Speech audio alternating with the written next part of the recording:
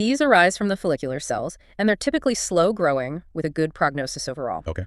Papillary carcinoma is the big one here, making up about 80% of all cases. 80%. 80. Wow. And its prognosis is excellent. We're talking over 90% 10-year survival. That's really good news for most people diagnosed. It is. A key feature you'd see under the microscope is the presence of Psammoma bodies. These are tiny, very distinctive calcium clumps, kind of a hallmark. Okay, Psammoma body is a microscopic clue for papillary. What about follicular? That's the other differentiated one. Right. Follicular is less common, maybe around 10%. It generally has a slightly less favorable prognosis than papillary. Still good, but not quite as good. Exactly. And pathologically, a key feature is vascular invasion. That means the cancer cells are seen growing into blood vessels. Which sounds like it could make it easier for them to spread. That's the concern, yes. Yeah. It potentially increases the risk of metastasis.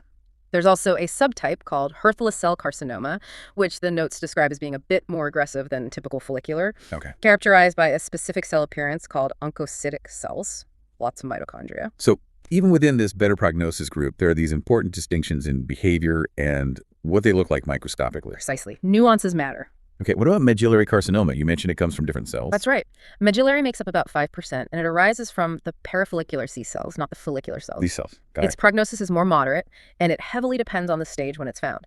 Now, a very important detail about medullary is that these C cells secrete calcitonin. The hormone. Yes. And remember that genetic link we talked about, the RET proto-oncogene and MEN2 syndromes? Yeah. That connection is strongest with medullary carcinoma, often runs in families. That calcitonin secretion sounds like it could lead to some unusual symptoms, maybe? Yeah. That we wouldn't expect just from a neck lump. It certainly can. We'll touch on that. And then there's the one with the really grim outlook, anaplastic. Anaplastic, yes. It's rare, thankfully, only 1–2% of cases. But it's a truly aggressive, de-differentiated form of thyroid cancer. It's like the cells have lost all their normal features. And the prognosis reflects that. Unfortunately, yes, very poor. The median survival is often measured in months, maybe around 6 months, and the 5-year survival rate is less than 10%. Wait, hang on. So you're telling me the difference in 5-year survival between papillary, the most common, and anaplastic is over 95% versus less than 10%? That's correct. The contrast is absolutely staggering. Wow.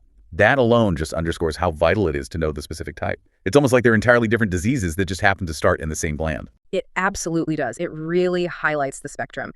And yes, there are other very rare types like lymphoma occurring in the thyroid or cancer spreading to the thyroid from elsewhere, but the vast majority of thyroid cancers and that dramatic range of behavior are covered by the differentiated medullary and anaplastic types.